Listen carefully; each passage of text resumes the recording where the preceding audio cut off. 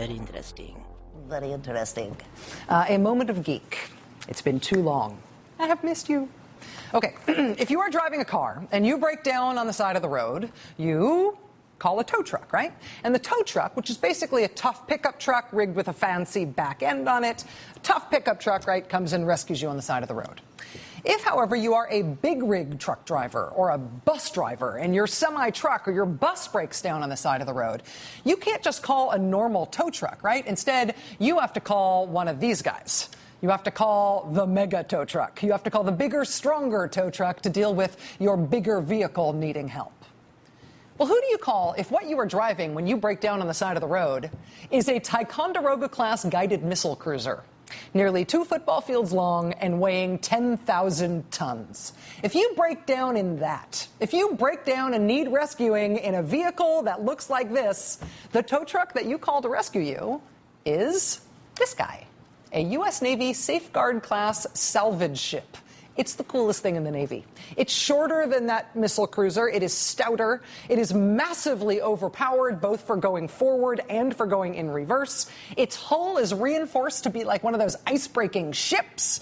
And when, say, a giant U.S. Navy guided missile cruiser runs aground on a coral reef a half-mile off the end of the runway at Honolulu Airport, where all of the planes flying in and out of the airport get a perfect view of that humiliatingly, embarrassingly, totally stuck ship, when that is your particular roadside assistance need for your vehicle, if you are the U.S. Navy, what you call in is the baddest tow truck in the world. You call in something like the Salvor, a salvage ship, to please help.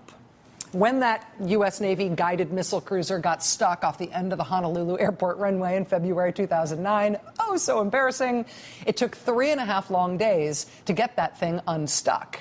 They tried everything. They offloaded hundreds of tons of fuel, hundreds of tons of water, tons of equipment. They even unloaded all the sewage. They took the crew off. They took everything. But still, they couldn't get it moved. The salvage ship alone tried again and again and again to tow that giant ship off the reef without success. In the end, what did it is it took the salvage ship plus 7 additional tugboats, all pulling at once, all full throttling those huge engines all at once to get that ship yanked off the reef. So everybody at the airport would stop pointing and laughing at the Navy, and the Navy could get on with the business of firing that ship's commanding officer. Giant ships do not run fast aground very often. Particularly, giant U.S. Navy ships do not do that very often. But when they do, salvage ships are the world's most amazing tow trucks. They can do anything. They can fight fires on other ships. They can repair stuff that no one else can repair. They have dive teams on board that fix other ships' broken propellers. They find lost bombs at the bottom of the sea. They retrieve downed aircraft that have sunk to the bottom of the sea. Who did you think does that? It's salvage ships. Who knew? They also have the job of yanking ships off reefs when ships occasionally get stuck on reefs. And right now, that same salvage ship that yanked the guided missile cruiser off the reef at Honolulu Aircraft with help from 7 tugboat friends, that same salvage ship is now in the Philippines, where another U.S. Navy ship, a minesweeper this time, has been stuck for 2 weeks now on a reef that is not just another coral reef, it is in fact a UNESCO World Heritage Site coral reef. Nobody really knows why the ship got stuck there. The National Geospatial Intelligence Agency apparently maintained at least one navigational chart for that area that had the reef charted 8 miles away from where it actually was. Oops. But not all of their charts said that, and we're not sure that this ship was using that chart. So maybe that was the problem, but maybe not. The Navy is still investigating that part of it. It should be noted that another big ship, a Greenpeace ship, grounded on the same reef 7 years ago, and they blamed a bad map at the time as well. But we will see in terms of that investigation.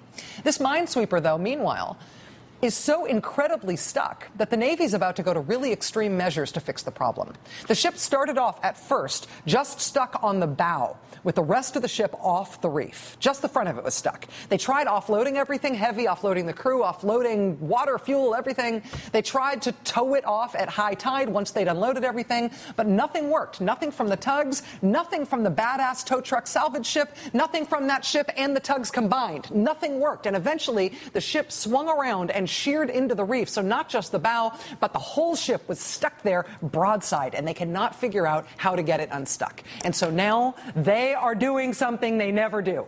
They are doing something that specifically they have not done since 1971, when Typhoon Rose slammed into Hong Kong harbor and got a U.S. Navy supply ship so stuck that they could do nothing else. What the Navy is about to do in the Philippines, the thing that is literally the last resort, the last thing they can do, the thing they never want to do.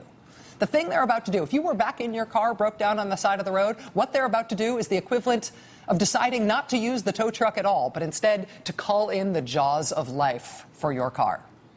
They can't tow this ship. They cannot fix this ship, so they are going to tear it apart.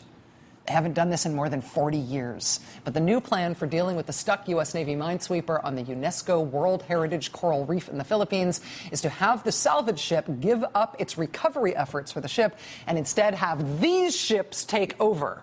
Giant, heavy lift crane ships. These two specific ships are right now steaming toward the minesweeper stuck on the reef. The Navy told us today that the first one's probably going to be there on Saturday.